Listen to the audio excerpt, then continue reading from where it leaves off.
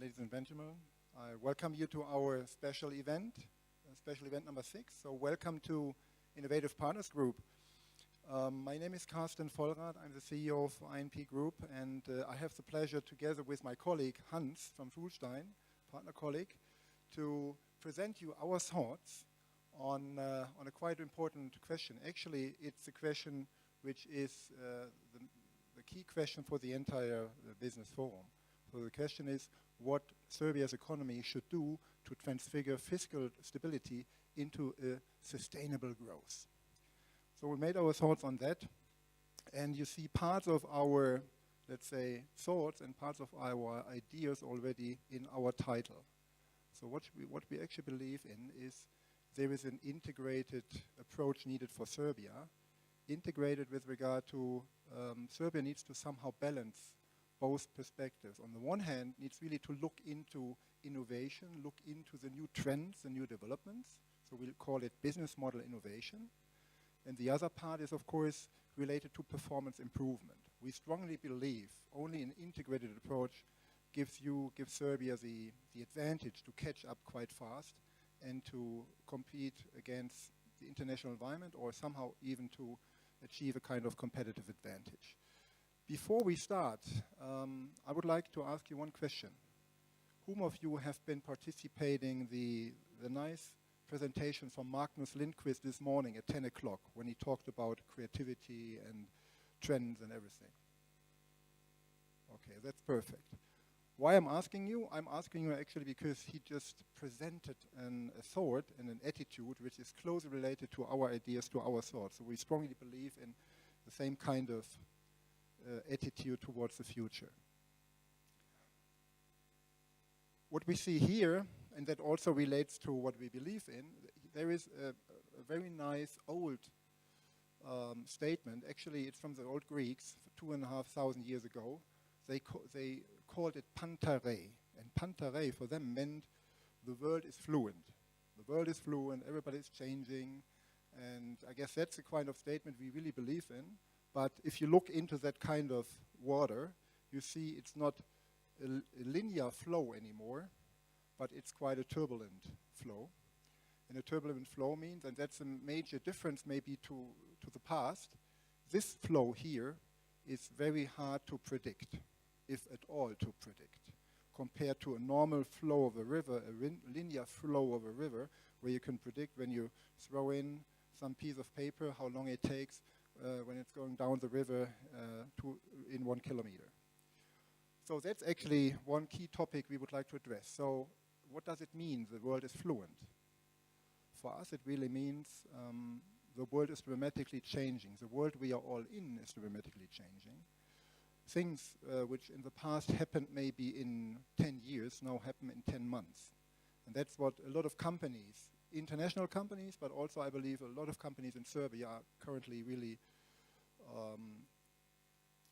perceiving that kind of challenge, not really to knowing how the future looks like, not really knowing how the own competitive landscape develops, not really knowing how future trends and requirements from the markets develop. So that's a very kind of a very strong uncertainty where the companies need to cope with. And we want to give you some, let's say, some ideas, some inputs how to do that. So maybe I hand over to my colleague Hans, who gives you some more insights into our thoughts. Thank you, Carsten. So basically what you see on that slide is our offering. We have an integrated approach of performance excellence. That is a classical consultant approach. You go to a company, you check its performance, and you improve it.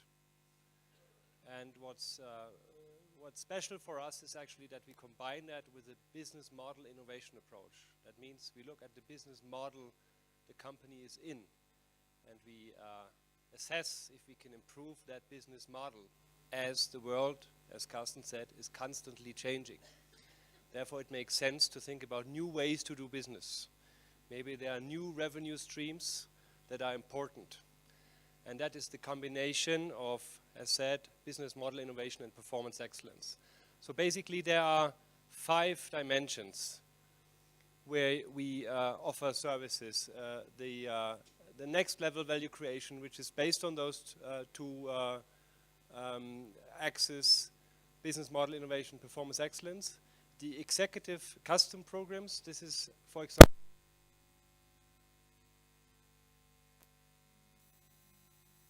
University, and I give lectures, and for example, in 2 days I will lecture at the Kragujevac University.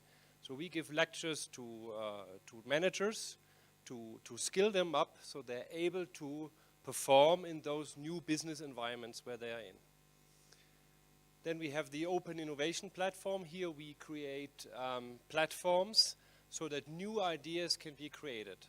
So we bring together companies, scientific organizations, the academia, and bring them on a platform in a congress, not so different from this congress, so they can exchange ideas and exchange thoughts, because in this accelerating world, it's all about exchange and learning from each other.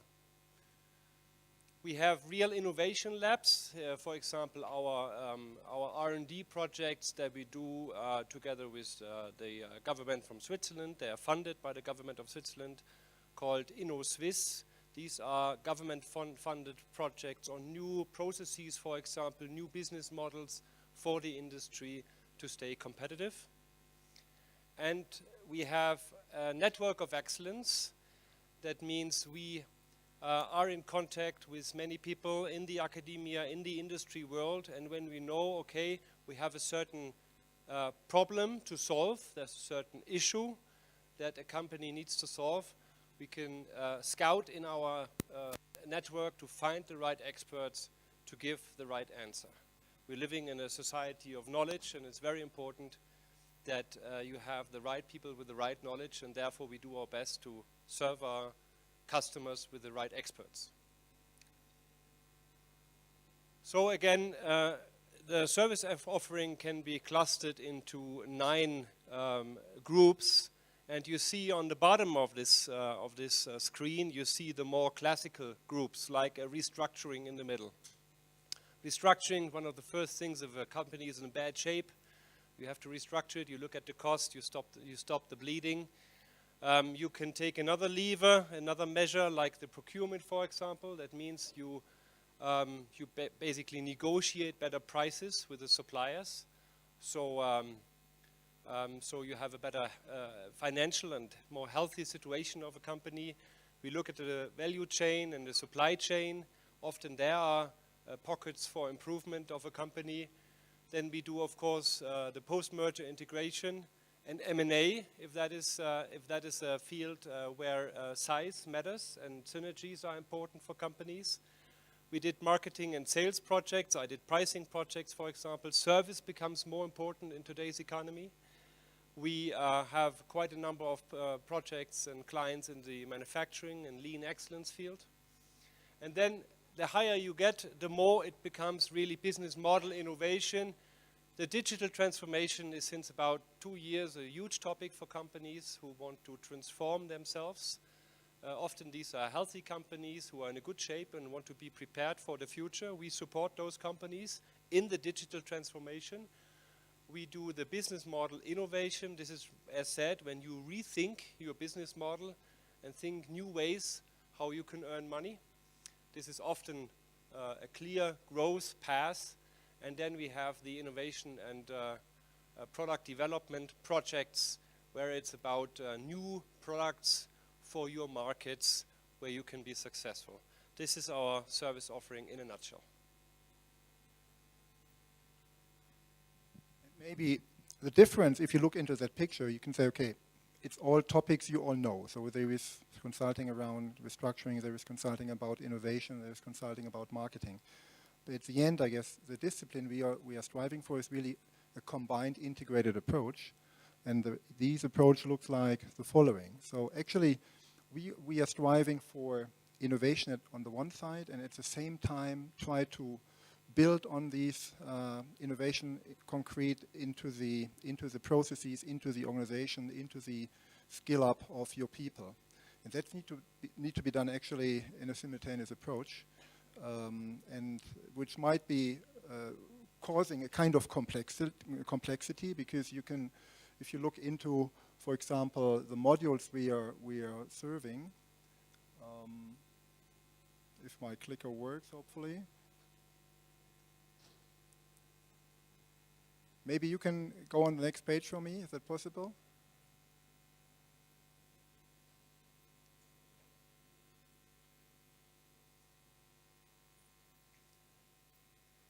Can you just go once on the page again?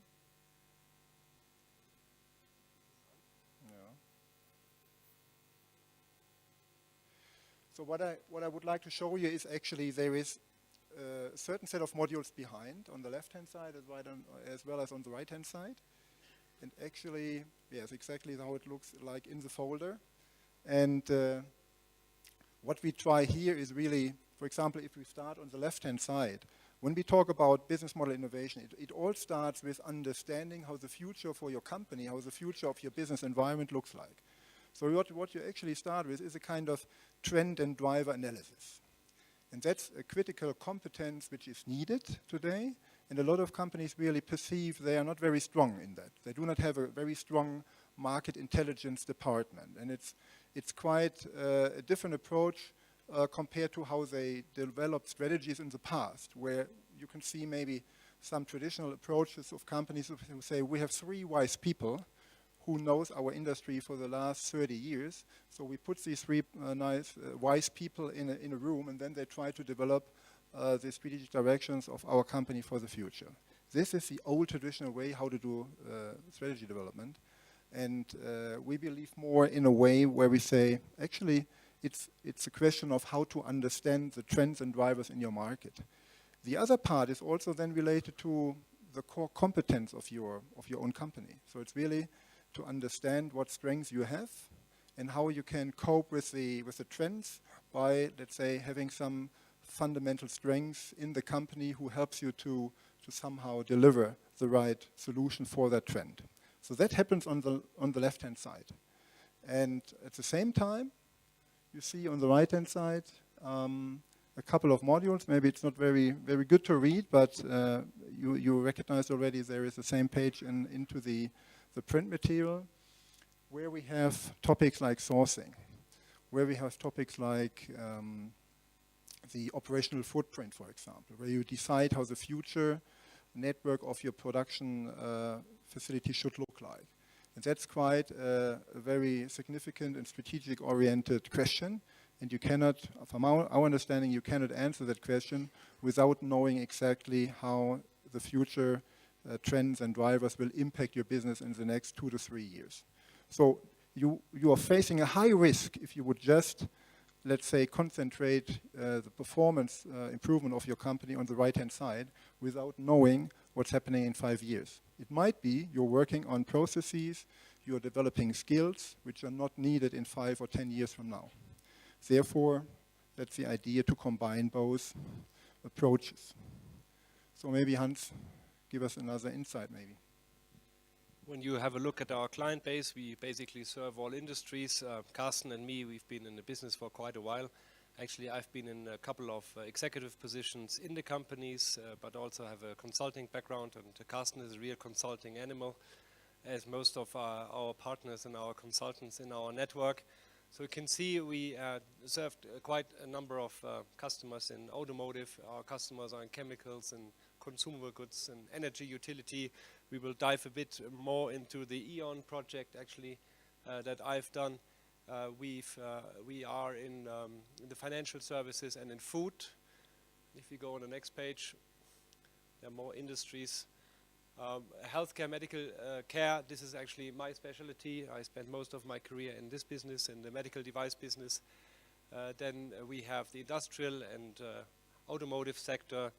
We have the retailing, we have the waste management, the telecom, and the transport and logistics. And I'd like to make it more concrete for you what we do by showing a concrete project. And that is the next page. That is a company from the logistics industry. You might know the company Kühne & Nagel. It's a Switzerland headquartered global logistics company. I'm pretty sure it's the second biggest in the world. DHL is the biggest. It's a actually a leader in sea freight. It's globally number 2 in air freight, number 6 in overland transportation, which is basically trucking and railroad, and number 2 in contract logistics. I've been chief strategist of Kühn & Nagel from 2010 to 2014.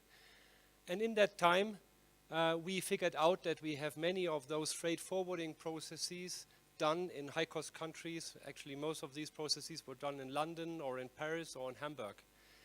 And we were looking for a location at better cost to serve the whole EMEA region, Europe, Middle East, Africa region. And we assessed certain locations. That was Belgrade, that was Wrocław in Poland, and that was Kiev in the Ukraine.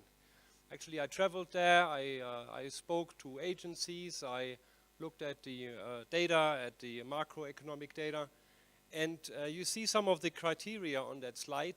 Workforce availability was very important. We need young people who are good in English, that's the second one, because all the logistics business is in English, and who are interested to learn how these processes run at reasonable cost, of course.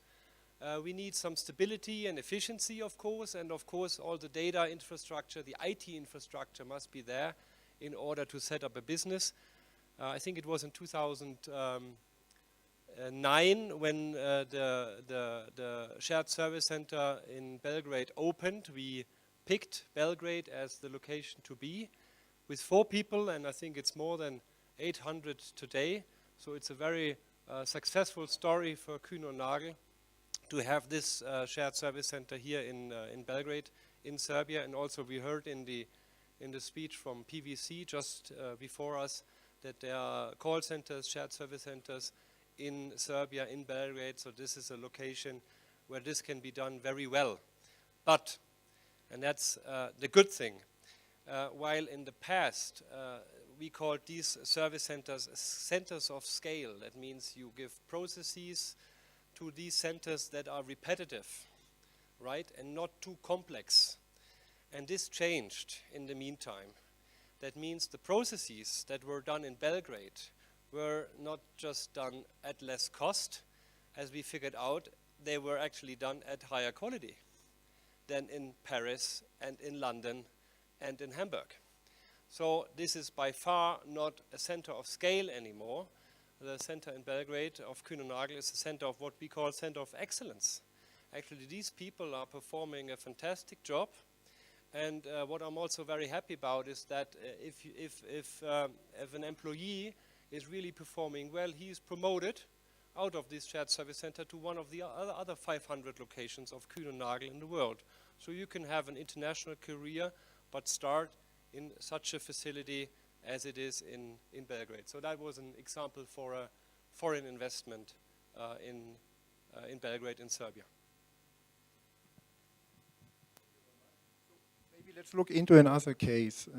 We talked about state-owned companies in the panel today, and of course that's another big challenge for Serbia, how to transform our state-owned companies into the future. So maybe I show you a case with regard to state-owned companies. It is out of Switzerland. So actually we talk about the Swiss Railway Company, which is the biggest state-owned company in Switzerland. And what they did, they started in 2007 a kind of transformation program. They understood. They are, up to now, they have been working in silos. They have been working in different divisions. There was a passenger transportation business, there was the cargo business, there was the infrastructure business, there was the real estate business, and they understood we cannot grow and we cannot leverage our size by living in the silos. So we translated, we helped them to transform into a so-called cross-functional and cross-divisional organization. So that was similar to what I said already in the panel today. It was closely related to performance improvement, but with a kind of end-to-end process approach. And everybody was strongly involved in that. And finally, the entire organization was supposed to be much more customer-centric and market-oriented. You can see this initiative also was strongly guided by a skill-up program. So actually it's not only on processes. So the second part of this program was related to the people. Not only to the top and the middle management, but really to the workforce to help them improve in a joint approach. So it was not a training for the purchasers and another training for the maintenance people and a third training for the sales people, but it was a cross-functional training where they all understood the end-to-end view of their company and how to overcome the interfaces between the different divisions. And actually that led to significant savings. Only in the purchasing part it was roughly 170 million Swiss franc, which also helps them then to invest into new topics. This program is still running and is now in the second phase where the Swiss railway company is strongly now developing towards, they call it Mobility 4.0. So they are developing towards a digitalized railway company.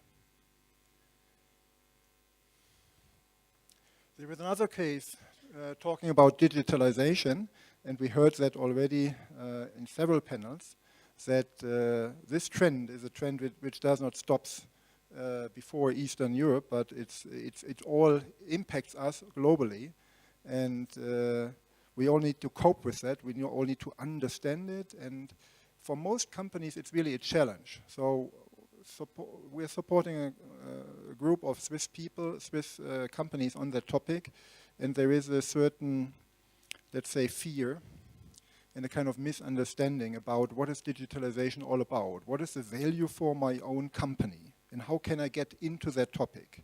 Do I need to invest, or in what sectors to invest? And what we did together with, I guess it's Migros is actually the biggest Swiss company.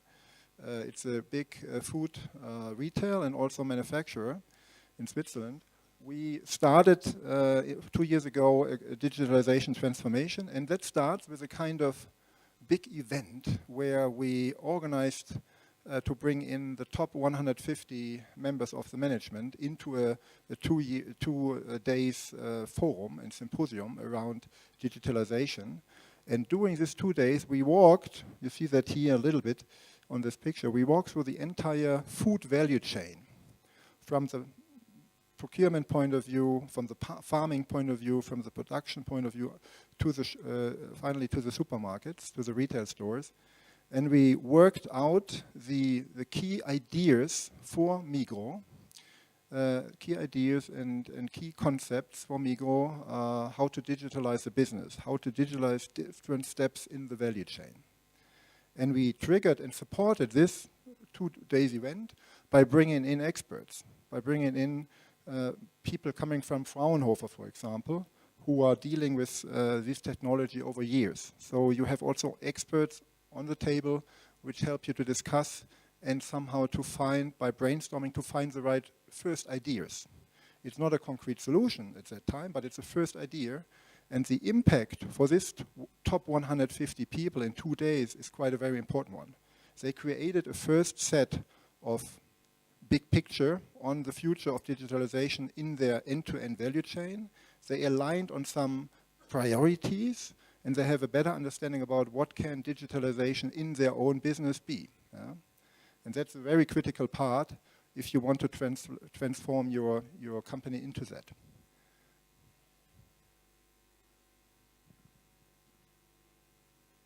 The next case is the E.ON case. We discussed to show it because it's about a restructuring of a state-owned company. And we got from the other speeches today that that is a topic also for Serbia. And this is an example from Romania. There was a Romanian national gas company which was bought in 2007 by the European energy utility company E.ON. And they transformed it into E.ON Gas Distribuție and privatized it. Actually, I've been 9 months on this project in Romania, and we streamlined this company and made it profitable. We were using the lean utility approach that you can see in the middle. So it's about governance performance, focused value creation, network operations, lean system and culture, shared services again as a tool to reduce cost, and agile transformation. So we reduced overcapacity, for example, in the area of fleet management. You can see it on the right-hand side. At that time at E.ON, there were one person taking care of 11.5 cars. And that is simply much too much. There were benchmarks that show that an average is one person taking care of 100 cars or 150 cars, and even in a best-in-class setup, when most of the fleet management is outsourced, there are companies who do that, like Avis, like Europcar, like Sixt, then it's one internal employee who takes care about 600 cars. And we took measures like that to restructure E.ON, and I just checked the financial results of 2016. E.ON Gas Distributie made a top line of 300 million euros and a bottom line, so a profit of 50 million euros. So E.ON became a profitable company, but also we must be clear, the whole process of restructuring took about 10 years. And it was painful, of course, especially in the beginning when people had to lay off. But there are really pockets of opportunity in, not just working on the bottom line, but also working on new business models and new ways of working. For example, with E.ON, it's not on that slide, but we introduced a workforce management system. That means that, like you know it from a taxi, that when the personnel who's in the field and checking, looking for gas leaks, when they get their next order on their smartphone, and then all the information they need, and they can confirm on their smartphone, like an Uber for utility employees. So this is a classical example where you do both, where you work on the bottom line and restructure the company as you have to, because there's much too much personnel in it, and at the other side you look for new business opportunities, for other ways of working, and by this we supported E.ON to become healthy again.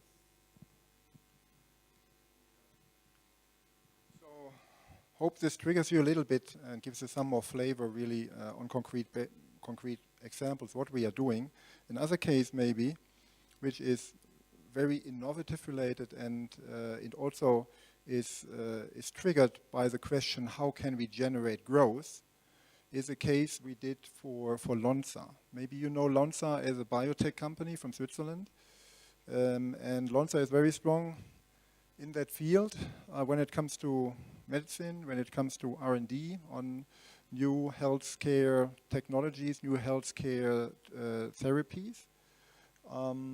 And the nice thing here, similar to what we discussed in the entire forum, the question of how to generate growth for Serbia, the nice thing here was there was a new trend perceived in the biopharma business. And the trend was that the so-called pharmaceutical excipients is going to be more and more important into the market. So what is meant by pharmaceutical excipients? Actually, you have a medicine and you have the excipients which helps you to bring the medicine in your body to the right part of your body at the right time in the right doses.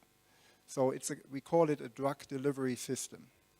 And in order to be successful in developing the right drug delivery systems for all of us, there was a new trend perceived by the Lonza company, which was called, these excipients get more and more important in order to develop that delivery solutions.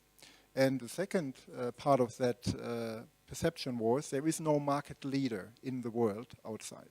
So actually it's a scattered market, and it was a kind of commodity market. And therefore, it was a trigger for them to say, well, let's step into that. It's for us an opportunity to build up a second part of our business and to be then in the position to be the pioneer and take the majority of the market share. Since it's a new trend, and also we are not the experts for pharmaceutical excipients, you might imagine, we pursued a strong open innovation approach. What does it mean? You see all these companies here. These are companies we brought into the projects. So it's a set of experts out of university, out of R&D institutions, out of also some competitors and customers. And based on this setup, we developed a series of workshops in order to really identify and then prioritize the trend and to really understand the triggers behind that trend, and then to derive the right concepts and ideas and the right also product-related solutions for Lonza. So that was done in a 6-month approach. And I believe that could be something also of high value for Serbian companies to step into that kind of brainstorming on the future, brainstorming of future growth sources beside the business you are already in. Similar to that, maybe I can be a little bit quicker on the next example. It's for a company called Bystronic. Bystronic is a medium-sized company from Switzerland. Actually, it's a world market leader together with another company from Germany in the field of laser cutting technology. So actually they produce laser cutting machines, also to Serbia. And also with regard to trends, you all know the trend of 3D printing. Maybe you have your own 3D printer already at home. The challenge with the 3D printing is that up to now there is no, let's say, fully integrated 3D printer for metal application in the world existing. So there is no 3D printing you can integrate into mass production of an automotive manufacturer like Volkswagen. And that was exactly the challenge we were in, to somehow find a concept, develop a concept for such a new 3D printer. Also the same idea behind, similar to Lonza, was that Bystronic said we want to be the market leader in that new developing market. We want to build up a second new business area in our company, which can lead us to additional growth. Again, it's a kind of exercise. You need to actively pull in the leaders in that market, the leaders in the technology. And what we did was we worked, for example, with Fraunhofer in Aachen. They have one institute which is researching on that 3D printing technology for 20 years. So they know each printer, and they know exactly the barriers of the technology, and they were a strong partner then in developing really a new concept for a new 3D printing generation, so to say.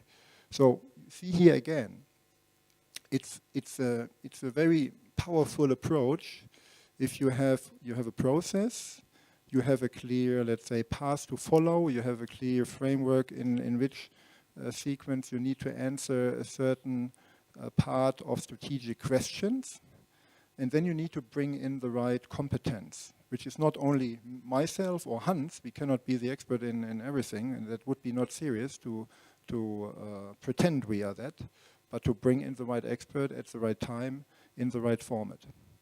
So that leads to quite some strong insights. The last example we would like to share is, actually it's a company who is strong in the field of industrial connectors. It's a Japanese company. So industrial connectors are all these cables we all know, cables in your mobile phone, cables in your car seat, for heating, for electronic adjustments. And actually, JAE is also a company which is currently searching for a new production facility in Europe, and we support them and also recommending to invest into Serbia. But in this case here, the question was, is the digitalization a kind of challenge? Is it a disruptive technology for the core business of JAE? May it totally disrupt their core business, and may it lead to strong losses in the business? And so that was similar to Bystronic. It was also similar to what I showed you before in the case of Migros. And actually, it went out that there is a nice growth opportunity related to that. It went out that it's not a disruptive development. Digitalization and IoT and all the new technologies coming up are something which can be nicely combined with industrial connectors, as long as you have it on your, let's say, R&D strategy, as long as you really actively work and build up that competence. Because in 10 years from now, the current products from JAE will not longer, let's say, cope with the market expectations. So that was also a strong trigger for JAE to invest into new products, to invest into a new technology.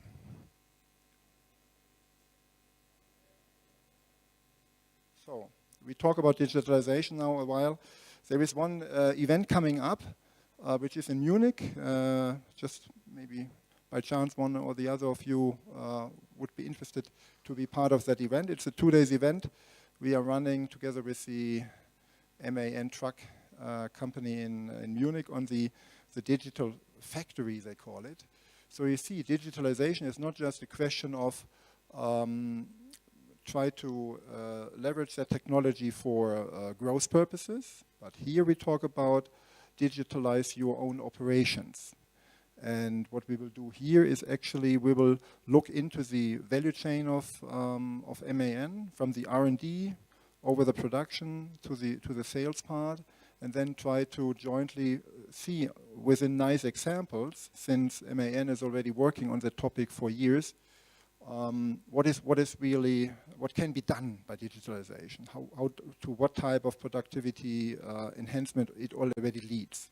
And you see, compared to a world 10 years ago, where this would be a closed shop exercise, today these companies like MAN, or there is others like Siemens, they are all interested to share. They're interested to share their expertise. They're interested to demonstrate how far they have been going in that technology, but also interested to get feedback by other companies who may face the same challenges, or who are interested to step in a kind of experience and learning process. So, looking at my time, I guess we are good in time. And the last message we have for today would be the only one that we are operating in Belgrade since October last year. So we are heavily investing, and we are really promising with regard to that Serbian market. We believe there is a strong value in that type of approach. There's a strong value and a strong need for the Serbian economy to catch up very fast. To catch up very fast means not to do it in sequence and first maybe just focus on performance, and then maybe 3, 4, 5 years later start to think about innovation, start to think about new technologies. We believe there is a strong need to do it in parallel, which maybe lead to a higher complexity on the one hand, but it can also bring you to a much higher competitive advantage out of that. Thank you for your attention. Thank you for your interest. It is, from my understanding, still time, at least 5 to 10 minutes. So if you like, we are still here and we are open to catch your questions. Is there any question? Please. I'm coming. Thank you very much.